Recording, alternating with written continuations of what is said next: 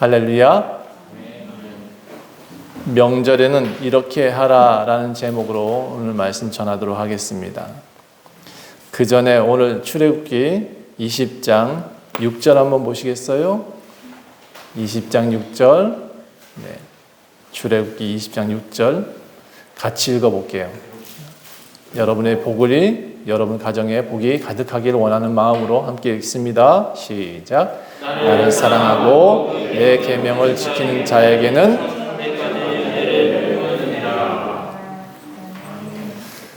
근데 바로 앞에 뭐라고 했냐면 우상 숭배하는 사람들은 하나님이 질투한다. 나의 그 하나님을 우상 숭배하는 자들은 나를 미워하는 자다. 나를 미워하는 자는 죄를 갚겠다. 그런데 아버지로부터 아들에게까지 몇 대라 그랬어요? 3, 4대까지. 그러니까 죄 지은 사람은 그래도 3, 4대까지 하나님이 보응하신다, 쫓아다니며 그를 괴롭게 하시겠대요. 그런데 하나님을 사랑하는 사람은 어떻게 한대요? 1000대까지. 1000대까지 뭘 준대요? 은혜를 준대요. 여러분, 이 은혜 안에는 여러분이 바라고 소망하는 게 다 들었어요. 거기에는 여러분이 건강하길 원한다? 예, 건강도 들어있어요. 우리 자녀들이 잘 되길 원한다? 들어있겠죠. 1000대까지 받는데. 그럼 이제 선택해야죠. 그렇죠? 어떻게 해야 돼요? 그냥 막 살까요? 아니면 하나님 믿고 살까요? 아이고 똑똑해. 계산이 딱 나오지 않아요? 예. 믿고 살면 1000대까지 은혜 받고 안 믿고 살면 3, 4대까지 맨날 힘들다는데 힘든 게 좋아요? 기쁜 게 좋아요? 기쁜 게 좋아요. 그러니까 좋은 게 좋다고 나는 따라합시다. 나는 예수님을 믿을 거예요. 여러분, 이것만 알면 오늘 말씀 다 깨달은 거예요. 여러분, 내일은 우리나라 명절이죠. 네, 추석이라 그래요. 그렇죠? 추석은 신라 시대부터 이렇게 내려왔다 그래요. 유래가 되기를.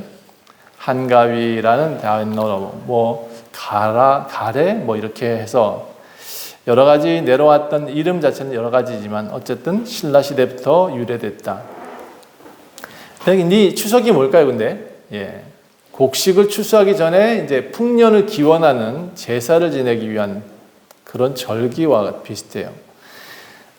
추석에는 햅쌀과 햇 과일들, 사실은 다 익진 않았어. 푸릇한 과일들을 가지고 제사 지내며 풍년을 기원했었다 그래요.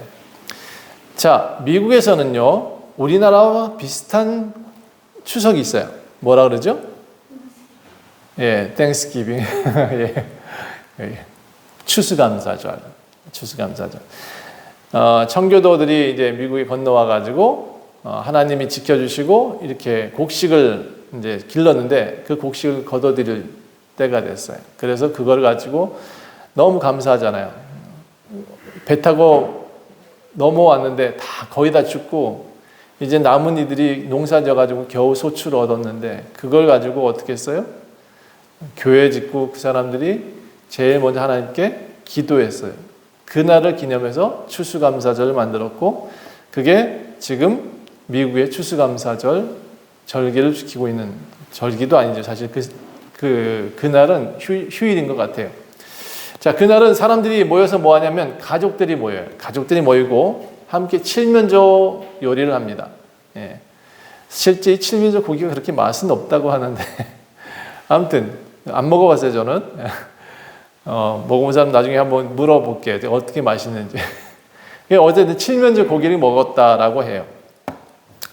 자, 그럼 이스라엘로 가봅시다. 이 우리나라하고 이스라엘하고 많이 닮았대요. 그럼 이스라엘은 어떤 절기가 있을까?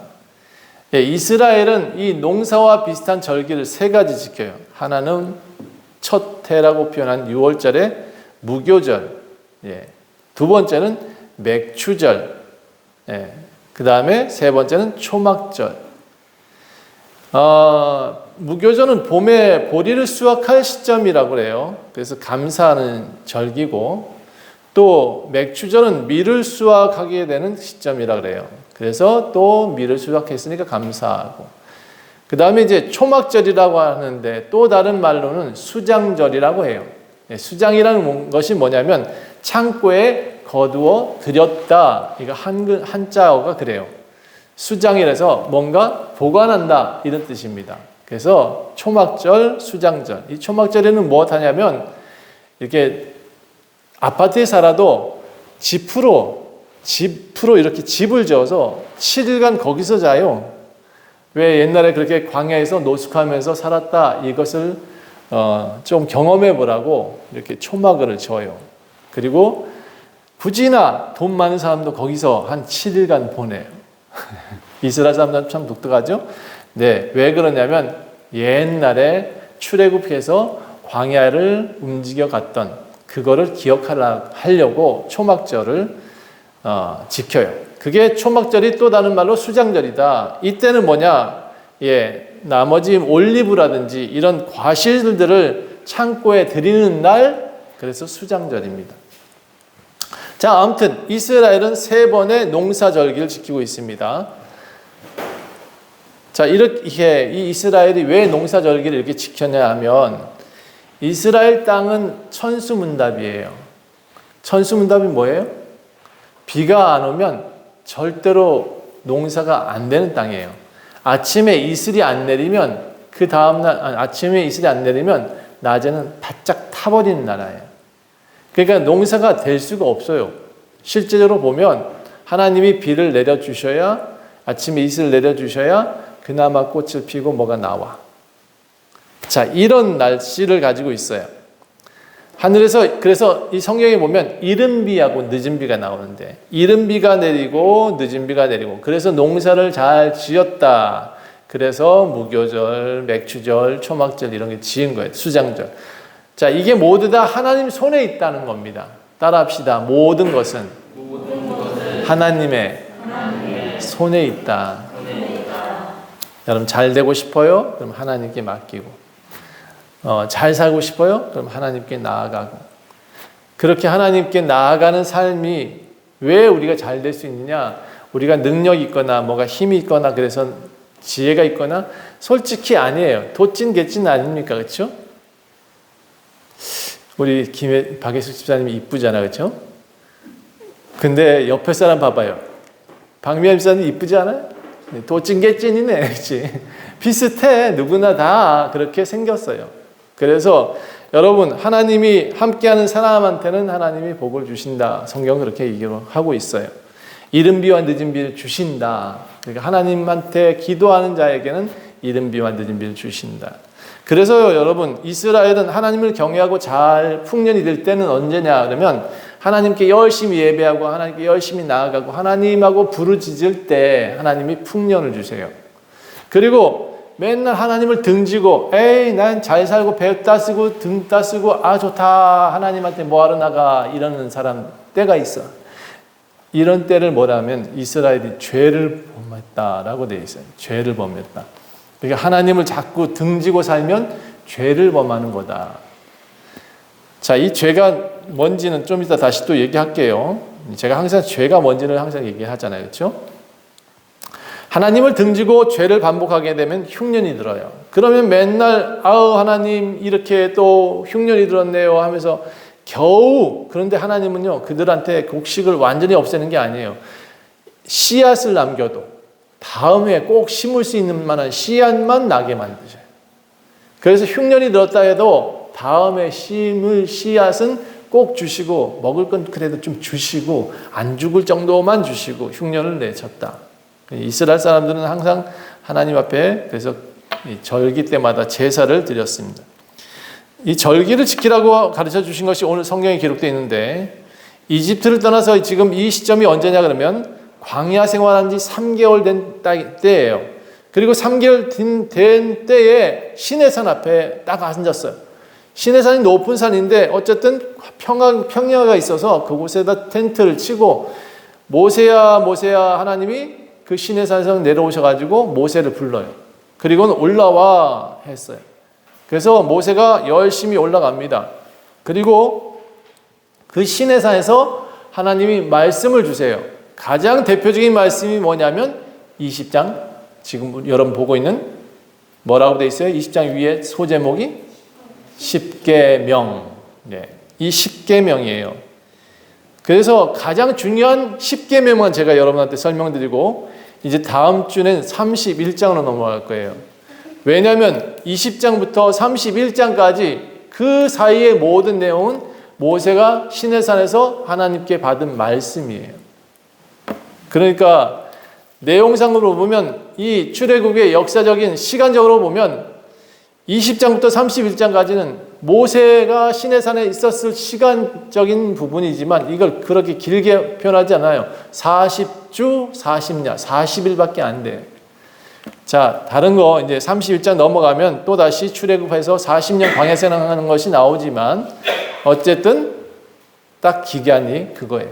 여기 20장부터 31장까지는 시간적 개념이 아니라 40일 개념밖에 안 된다. 모세가 하나님 앞에 올라가서 십계명을 받고 계명과 규례와 율례를 받은 시간이다라는 것만 이해하시면 좋겠습니다. 자, 그래서 십계명을 좀 설명해 볼게요. 2절, 나는 너를 애굽 땅 종되었던 집에서 인도하여 낸 내 하나님 여호와니라. 너가 애굽 땅에서 종이 되어 있을 때 430년 동안 종살이할 때 부르짖었지. 그래, 그래서 내가 모세를 보냈어. 그리고 너를 인도하였다. 그리고 나는 너의 하나님이다. 굉장히 중요한 말이 있는데요. 인도하였다. 너네들은 종이었다. 그런데 내가 너희를 인도해서 내 하나님 여호와 앞에 두었다. 여러분, 이게 출애굽입니다. 출애굽은 뭐냐 그러면 여러분의 삶을 이제 하나님 앞에 인도받아서 나왔어요. 그리고 하나님 앞에 섰어요. 이게 출애굽이에요. 그러니까 지금 여러분의 집안이 계속 유교 삶을 살고 불교 집안을 살았어. 그런데 여러분이 지금 여기 나와서 하나님 말씀을 듣고 있다? 그러면 그 집안에서 출애굽한 거예요. 그리고 그 민족에서 출애굽을 한 거예요. 있을 수 없는 일이 일어나는 거예요. 이 사실을 하나님이 아니시면, 하나님이 인도하지 않으시면 절대로 우리 이봉성 성도님 같은 분이 여기 있을 수가 없다고. 우리 성도님들 같은 분들이 다 집안에 보면 불교 신자잖아요. 그렇죠? 저만 해도 우리 외할머니가 뭐 외할아버지 쪽에선 절을 지었다 그러더라고. 그런데 저는 지금 뭐예요? 목사잖아요. 저희 집에 노래한 사람이 하나도 없어요. 근데 저는 성악가를 졸업했잖아요. 이런 이상한 짓을 제가 왜 했냐? 하나님이 계시다는 걸 알았고 하나님과 함께 사는 것이 참 좋아 보였어요. 그때 어릴 적에. 너무 색달랐어요. 너무 아름다웠어요. 그곳을 나는 살고 싶었어요. 그래서 전 출애굽했어요. 여러분도 지금 여기 나와 계시다 그러면 이미 출애굽한 겁니다. 그런데 누가 인도했다고요? 하나님이 인도했다. 그리고 하나님 앞에 여러분을 딱 세워주셨다. 그래서 여러분 2절을 꼭 기억하시고요. 3절 다시 봅시다. 그렇게 하나님 앞에 나온 사람들은 이제 어떻게 살아야 되느냐? 3절, 너는 나 외에 다른 신을 두지 말라.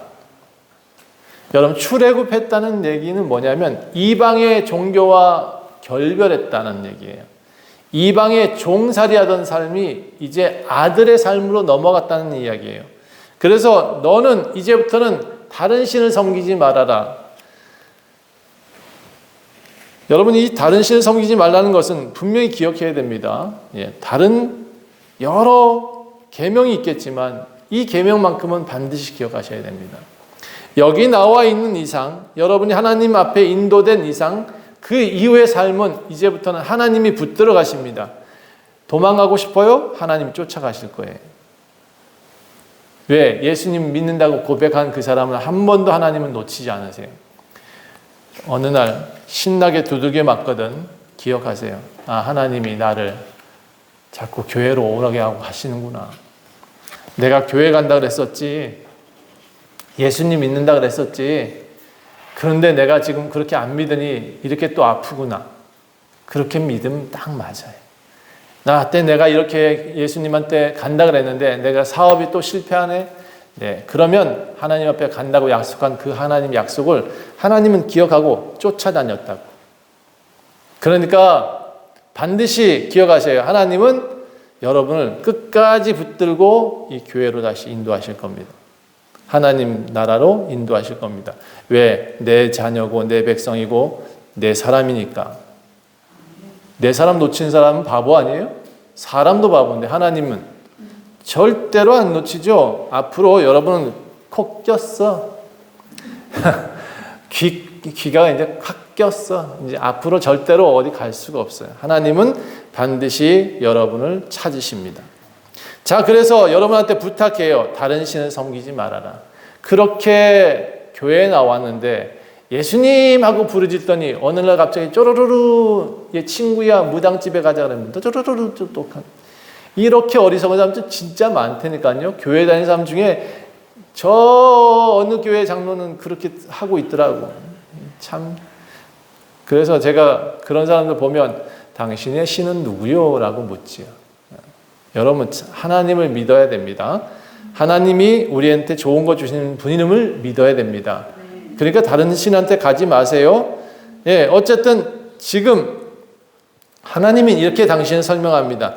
나 외에 다른 신 두지 마라. 다른 신들 봐봐. 금으로 둘러있지. 예.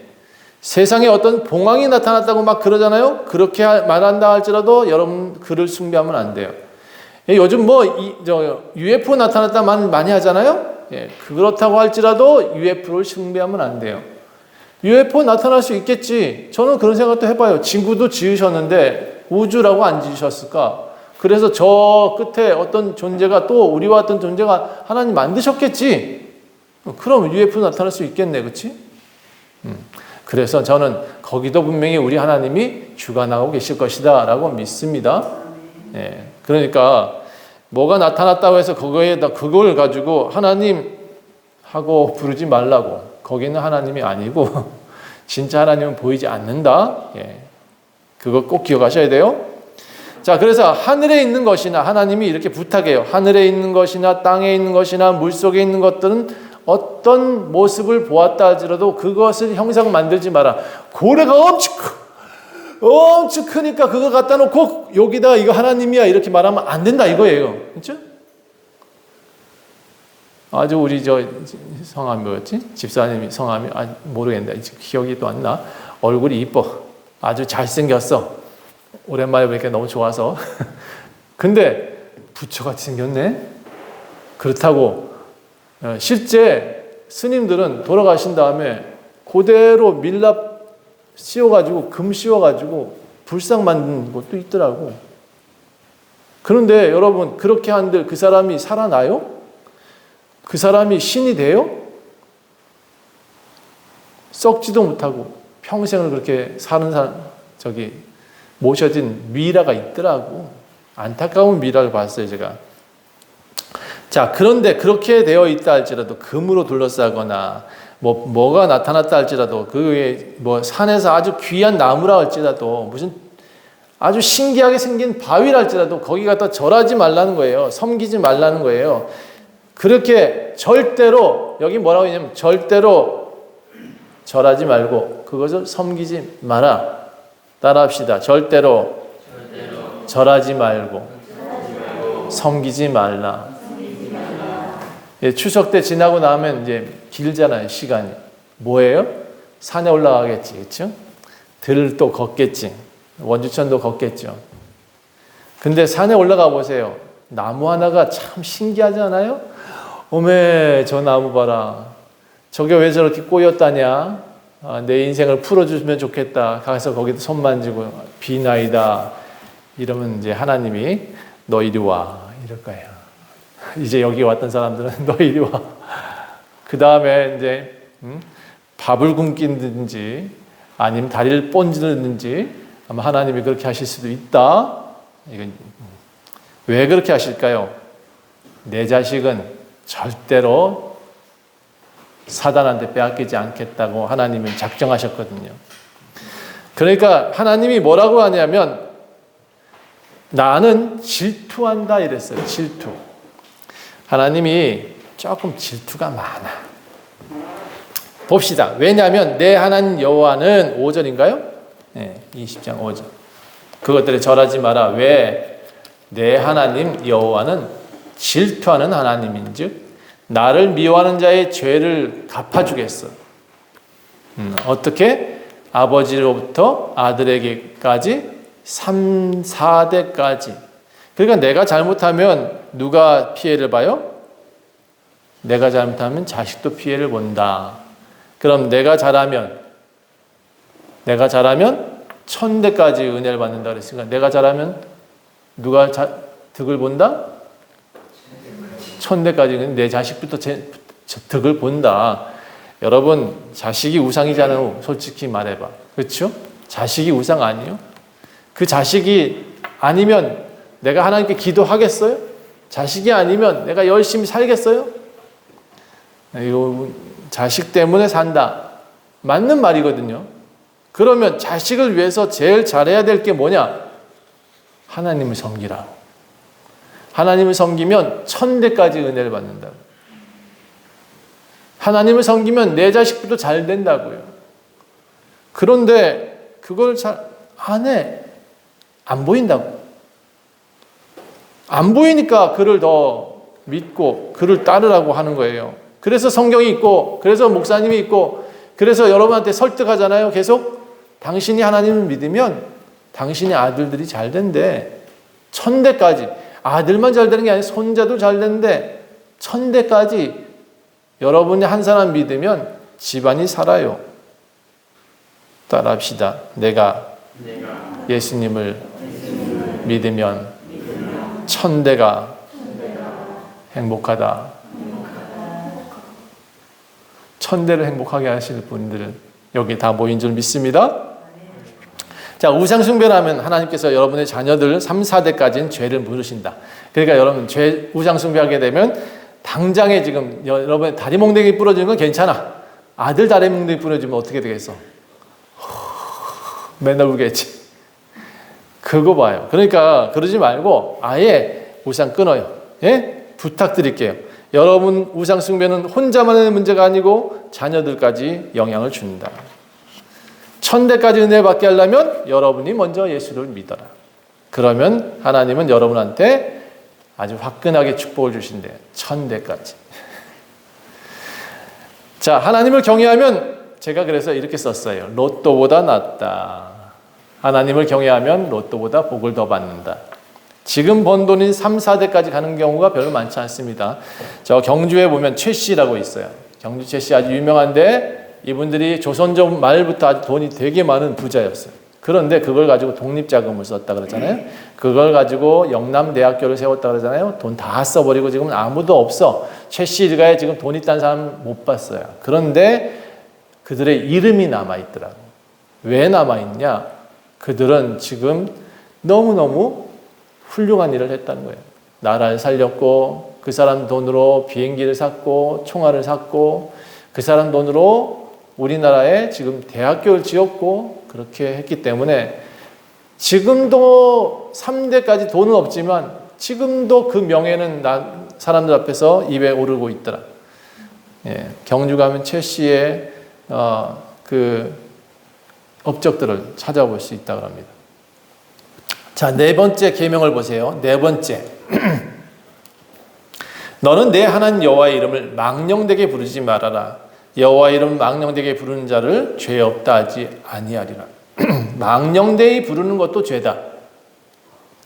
제가 항상 강조하는 것이 있죠. 하나님을 모른다 하는 것이 죄예요. 죄가 뭐냐? 내가 도둑질했어. 내가 옆에 한 대 때렸어. 내가 남의 멱살 잡고 흔들어내고 남의 돈을 뺏어갔어. 도둑질이죠. 나쁜 짓이죠. 그런데 이거는 우리나라 성문법에 걸려서 감옥을 가요. 감옥 갔다 오고 난 다음에 그 사람한테 죄를 다시 물어요, 안 물어요? 기간 딱 정해서 3년. 그럼 3년 갔다 온 다음에 그 사람이 죄 있다고 다시 또 감옥에 집어넣어요? 안 집어넣어. 속량되죠. 네. 속죄했다고 끊어줘. 그런데 여러분, 하나님을 모른다 하는 이 죄는 속죄가 안 돼요. 하나님을 모른다 하는 것보다 하나님을 안다라고 할 때까지는 속죄할 수 없다고. 그러니까 죄가 뭐냐? 하나님을 모른다. 다시 좀 쉽게 얘기할게요. 아버지가 나를 아는데 나는 아버지가 싫어. 싫을 수 있어. 제 아버지도 그랬어요. 맨날 술 먹고 그러니까 제가 얼마나 아버지를 싫어했는지 몰라. 그런데 이 나이 되고 나니까 아버지가 이해가 됐어요. 그러니까 안 되니까 저렇게 술 먹었구나. 아이고 안 되니까 저렇게 살려고 해보니까 애쓰다 보니 저렇게 됐구나. 그런데 아버지를 젊다고 혈기가 있다고 아버지를 싫어. 내 아버지 안 해. 하고 그 아버지를 만나지도 않고 되려 홀대한다. 그럼 죄예요.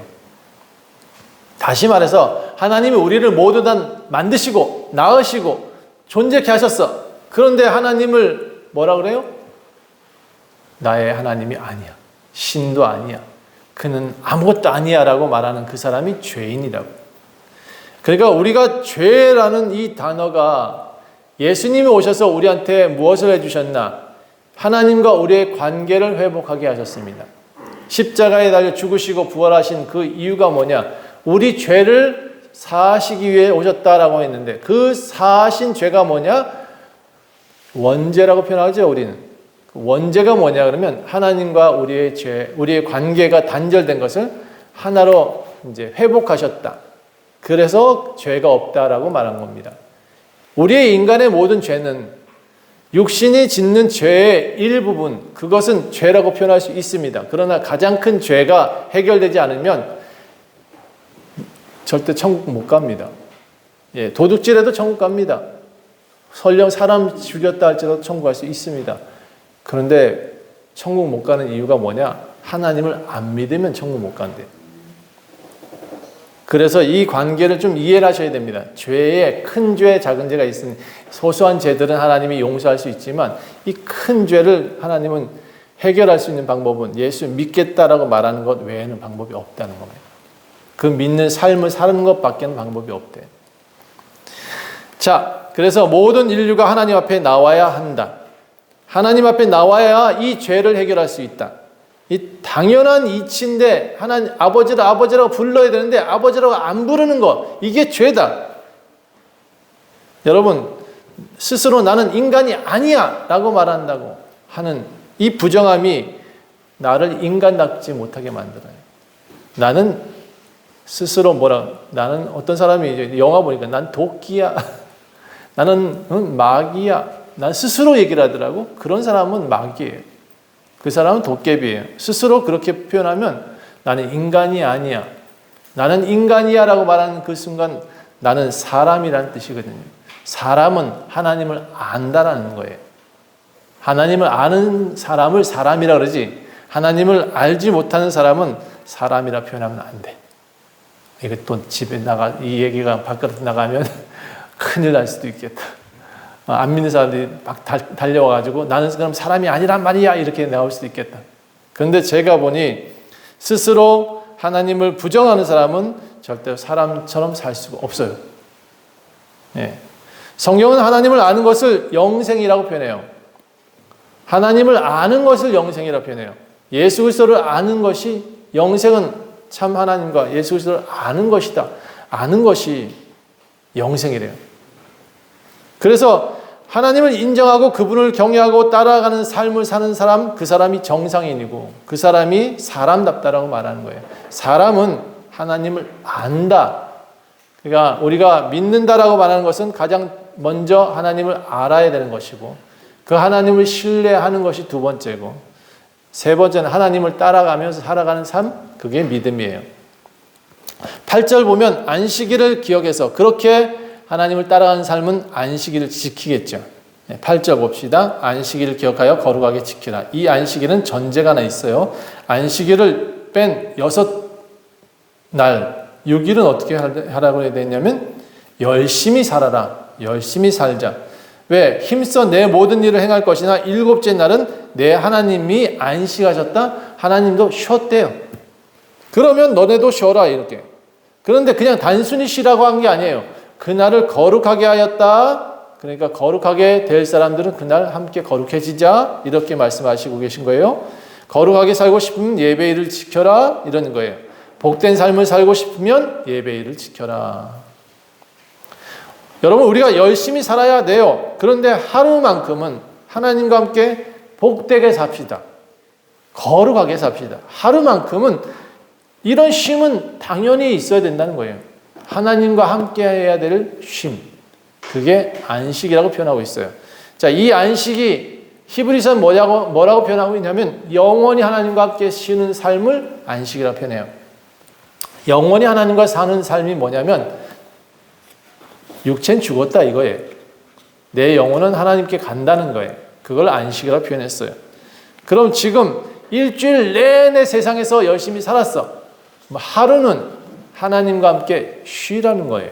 쉼의 개념은 그냥 단순히 들어 누워 자라 이런 얘기가 아니고 거룩해지고 하나님과 함께 예배하고 그리고 하나님을 복되게 하신 그날 복 받으라.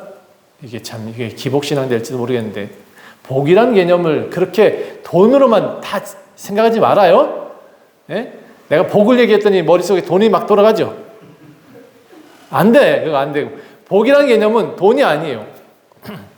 가족일 수도 있고 우리 같이 형제같이 이렇게 같이 모일 수 있는 교회일 수도 있고 복이라는 개념은 여러분 지혜일 수도 있는 거예요. 그러니까 하나님은 이렇게 여러분한테 예배 잘하고 하나님께 잘 나온 사람은 하나님이 거룩하게 하시고 복 주신다. 자, 12절 봅시다. 사람과 사람 간의 이제 계명이 시작됩니다. 앞에까지 4개 계명은 하나님과 사람의 간의 관계입니다. 하나님과 사람 관계를 4가지로 표현했지만 이걸 또 하나로 한 단어로 표현한다면 하나님 사랑. 따라합시다. 하나님 사랑. 그러니까 다른 거 외우지 말아요. 뭐 내 신을 다른 신을 섬기지 말라 이런 건 10계명을 안 외워도 됩니다. 그냥 단순히 4개 계명은 하나님 사랑이다 이렇게 생각하시면 돼요.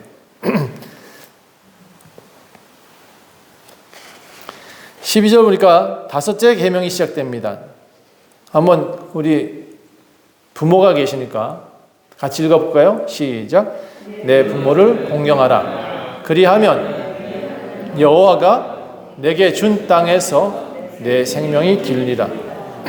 장수하고 싶어요? 네, 그럼 부모님 잘 공경하래. 장수하고 싶은 사람은 하나님께, 건강하게 잘 살고 싶은 사람은 부모님을 잘 공경하래요. 6째 계명 봅시다. 살인하지 말라. 아주 단순하고 심플하죠. 이건 누구든지 다 이해할 수 있으니까 넘어갑시다. 7번째, 간음하지 말라. 예, 이것도 거의 이해할 수 있으니까 그런 거예요. 예, 설명할 게 많긴 하지만 8번째 넘어갑시다. 예, 도둑질하지 말라. 도둑질하지 말라. 어디까지 도둑질하지만 안 될까? 예. 마지막에 이 도둑질하지 말라에 대한 내용들이 쭉 좀 더 설명되어 있기도 합니다. 예. 8번째 계명이 9번째, 10번째를 지금 9번째, 10번째가 설명하고 있습니다. 9번째 계명 볼까요? 내 이웃을 대하여 거짓 증거하지 마라. 거짓 증거하지 마라. 이게 지금 9번째 증거 내용이에요. 자, 10번째는 내 이웃의 집을 탐내지 말라. 탐심 안에 다 들어가요, 여기에. 탐심 안에 지금 5계명, 사람 간의 그 계명이 다 들어갑니다. 공경이란 단어에 5개의 계명이 다 들어가요. 다시 말해서 이 내용도 하나의 단어로 표현할게요.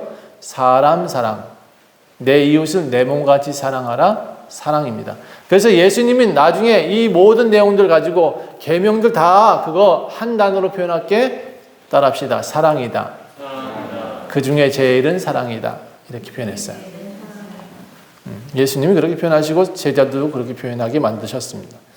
자, 어쨌든 10가지 계명을 봤습니다. 예, 10가지 계명. 그 중에 이웃을 탐내지 말라가 조금 길지요. 내용 안에가. 거기에 뭐라고 표현했냐면 내 이웃의 아내와 그의 남종과 그의 여종과 그의 소나 그의 낙이나 물은 내 이웃의 소유를 탐하지 말라.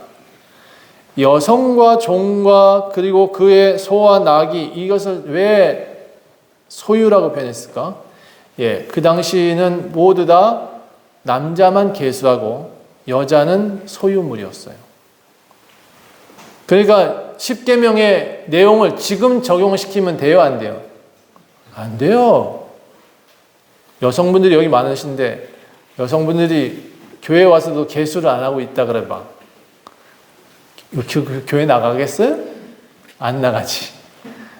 그러니까 이거는 구약입니다. 구약의 10계명과 신약의 계명은 달라요. 신약의 계명은 예수님이 뭐라고 했어요? 사랑이라고 그랬어요. 다른 거 없어요. 예수님의 계명은 내 이웃을 내 몸같이 사랑하라. 그리고 좀 더 전제해 둔 것이 하나님을 사랑하라. 이렇게 되어 있어요. 하나님을 믿어라. 그리고 또 나를 믿어라. 이렇게 표현하고 계세요. 예수님은 항상 하나님을 먼저 했어요. 항상 하나님을 먼저 얘기하고 그 다음에 자기 얘기를 했어요. 하나님은 먼저 하나님 나라 예수님 항상 하나님 나라 얘기하고 우리가 하나님 나라에 가려면 어떻게 해야 되냐 하고 얘기를 했어요. 어떤 청년이 영생을 어떻게 얻습니까? 그래, 너 하나님 나라를 만들어 놓고 영생을 이루어. 그 얘기가 뭐냐면 너가 가진 재물 다 가난한 사람들에 나눠 주고 나를 따라오너라. 지금 당장 나눠줘라 이런 얘기 아니었어요. 살면서 계속 나눠주는 삶을 살다가 천국 와라. 션과 정혜영처럼 살다 와라 이런 얘기였지 절대로 당장 돈 내놓고 날 따라와 이런 얘기는 아니었습니다. 성경을 이상하게 해석하는 사람들이 많아요. 제가 보니까 그냥 문자적으로만 보고 문자적으로 해석하는데 성경은 의미 해석이 해야 됩니다. 깊이 보고 그 뜻이 무엇인가를 분명히 알아야 되는 거죠. 자, 10계명은 매우 지키기 쉬운 계명입니다. 다른 거 하나도 할 필요 없어요. 하나님 사랑하시죠? 아멘 합시다. 아멘. 하나님 사랑하시죠? 사람도 옆에 사람 사랑하죠? 네, 그럼 다 했어요. 10계명 다 지키고 있네. 어떤 사람 난 10계명인데 못 지키는데 어떻게 교회를 나가요? 평생 교회 못 나와요. 그 사람은 10계명을 지키려고 그러면 11살 때 제가 12살인가 하도 배고파가지고 우리 어머니 지갑에다 돈 꺼내가지고 아니 나가서 빵 사 먹었다는 거 아니에요? 예, 죄졌잖아. 그러니까 나는 이제 10계명을 따지고 들면 나는 천국 못 가겠네? 아니에요. 그거 아닙니다. 아까 제가 말씀드렸죠? 죄가 뭐다? 하나님을 모르는 게 죄다. 하나님을 알지 않는 게 알지 않겠다고 말하는 이 자아가 죄다. 10계명 그래서 되게 쉬운 계명입니다. 이제 나머지 전부 다 상식이에요. 그래서 뭐 제단은 어떻게 쌓고 돌로 다듬고 뭐 어떻게 정으로 쪼개지 말고 부정하다 어쨌든 간에 이렇게 그냥 온전한 걸 써라. 제단이요. 여러분 혹시 우리나라에 곳곳에 가면 그 뭐죠? 돌로 이렇게 밑에 다리를 받치고 돌을 널찍하게 세우는 게 뭐 있었잖아요. 고인돌이라고 그러죠. 고인돌. 이스라엘 사람들은 이 고인돌이 무덤이 아니라고 표현합니다. 이스라엘 사람들은 이스라엘 학자가 이제 우리나라의 이 유래를 쳐다보다가 이 사람들은 단지파입니다라고 말을 했어요. 구약에 있는 단지파가 여기까지 와가지고 뿌리 내린 겁니다라고 말하고 천지인을 얘기하지 않느냐. 그들은 하늘과 땅을 얘기하고 사람을 얘기하고 있다. 그건 기독교 개념입니다. 이렇게 얘기를 합니다. 그리고 고인돌 보고는 저거는 무덤이 아닙니다. 저건 제단이지. 제사들이 하나님께 제사 드렸던 제단이지 무덤이 아닙니다. 라고 얘기를 한다는 거예요. 뭐 그들의 얘기니까 우리는 안 믿을 수 있겠죠. 우리는 역사를 배웠을 때 그렇게 안 배웠으니까. 그러나 그렇다 이겁니다. 자, 21장은 종에 관한 법이에요. 히브리의 종을 보면 히브리인들이 만약에 종이 되면 6년간 종살이 했다가 7년 때는 집에 돌려보내야 돼요. 그 집에 돌려보낼 때 그냥 돌려보내는 게 아니에요. 아주 풍족하게 돌려보내요. 내 형제 대접받듯이. 24절 보세요. 눈은 눈으로, 이는 이로. 뭔가 폭행을 당했어요. 폭행당한 사람들은 그렇게 눈은 눈으로, 이는 이로 갚아라. 그런데 여러분 이건 구약법이라 했어요. 헷갈리면 안 돼요. 예수님 오셔가지고 뭐라 했냐면 죄 있는 자가 먼저 돌로 쳐라. 이렇게 말해요. 눈은 눈으로, 이는 이로 이렇게 지금 모세오경에 있다고 해서 코란도 모세오경에 똑같은 내용이 있거든요. 이 알라를 섬기는 사람들이나 예수님 믿는 하나님 믿는 사람들이나 이스라엘 사람들이나 옆에 사람 다 형제입니다. 실제적으로 보면 그 형제끼리 지금 뭐 하고 있어요?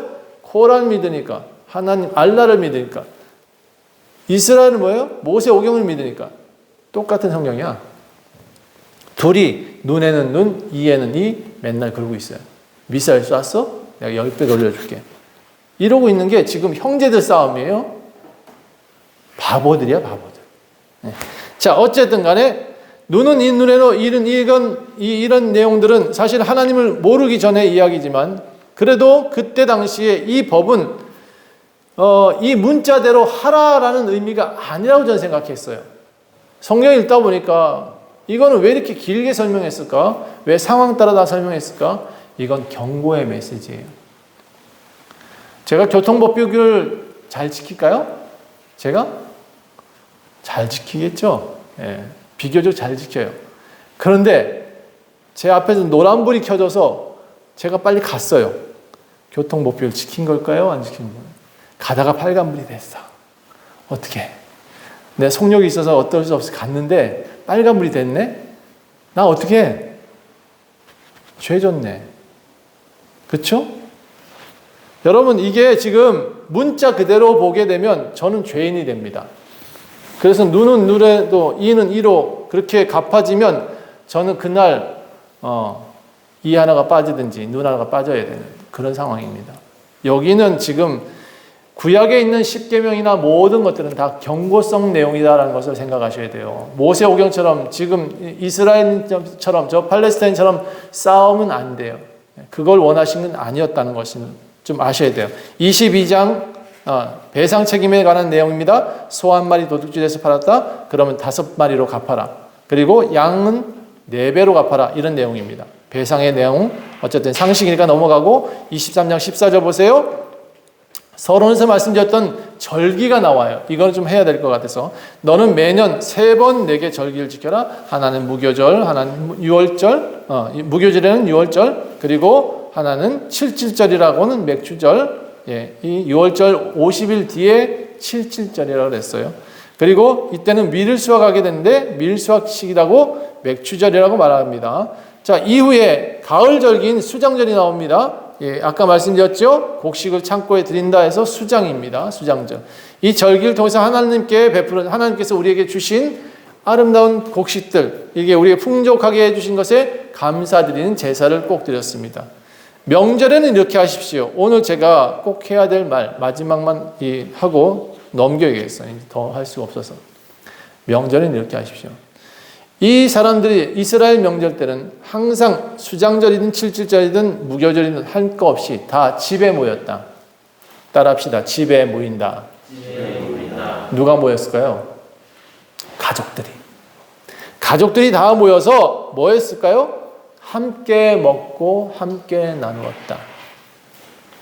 그리고 이 가족들이 그 절기 때마다 모여서 무엇을 했을까요? 따라합시다. 예배드렸다.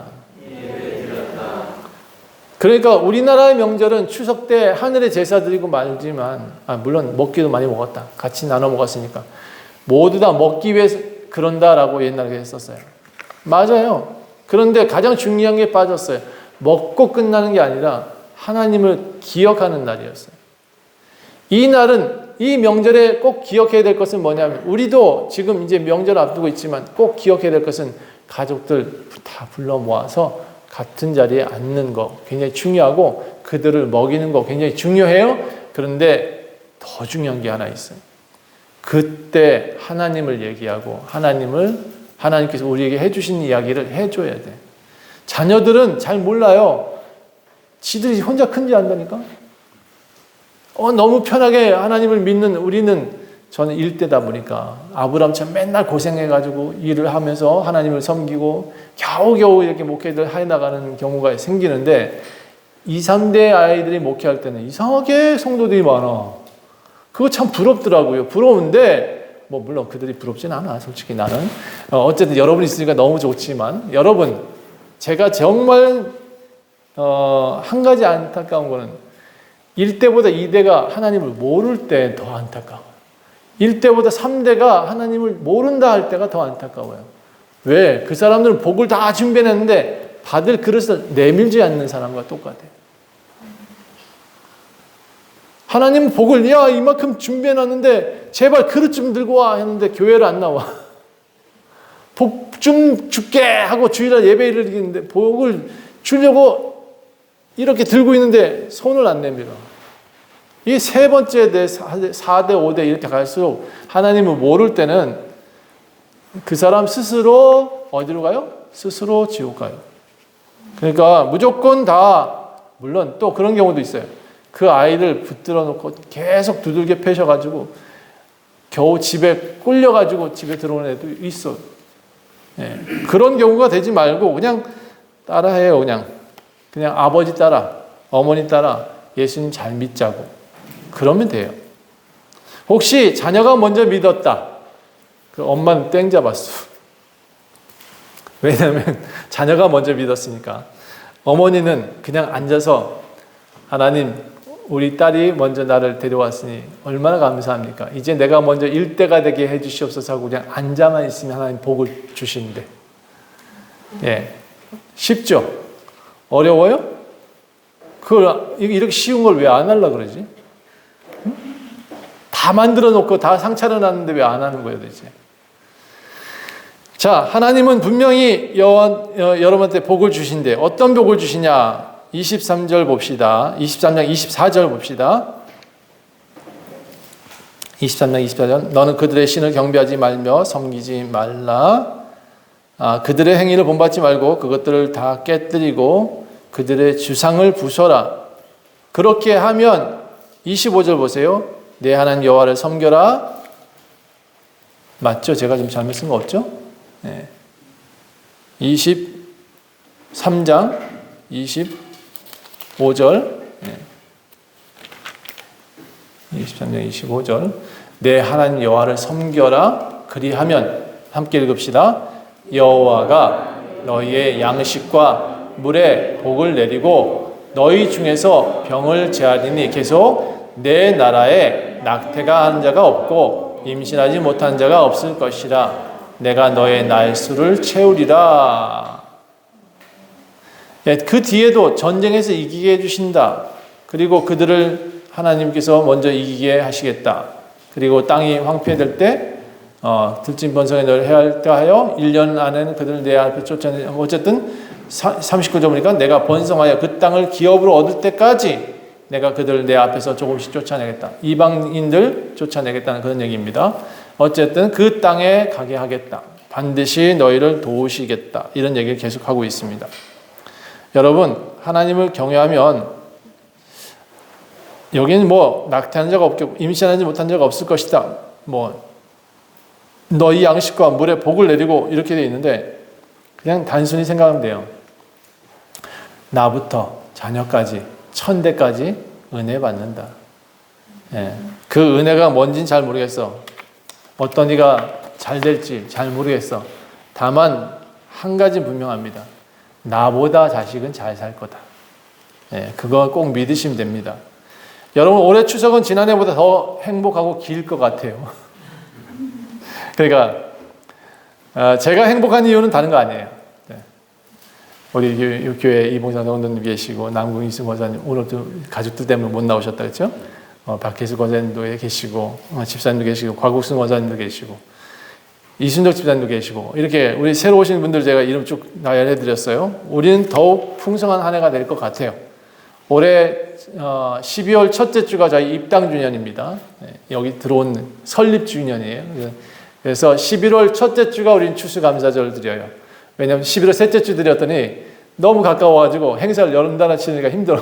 11월 첫째 주, 그래서 우리 캐나다식으로 캐나다에 11월 말이나 11월 첫째 주나 10월 말에 추수감사절을 해요.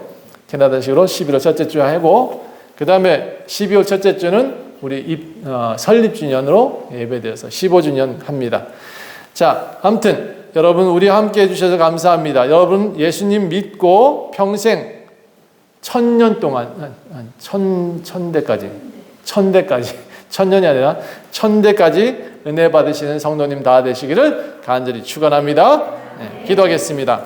하나님 감사합니다. 오늘 하나님 우리 삶을 복되게 사는 방법을 배웠습니다. 10계명에 대해서도 배웠습니다. 그런데 그 계명이 어려운 것이 아니라 아주 쉬운 것임을 다시 한번 깨닫습니다. 그저 하나님만 잘 믿고 또 하나님께 기도하고 예배하는 삶을 잘 살면 모든 것이 다 잘 되게 해주신다.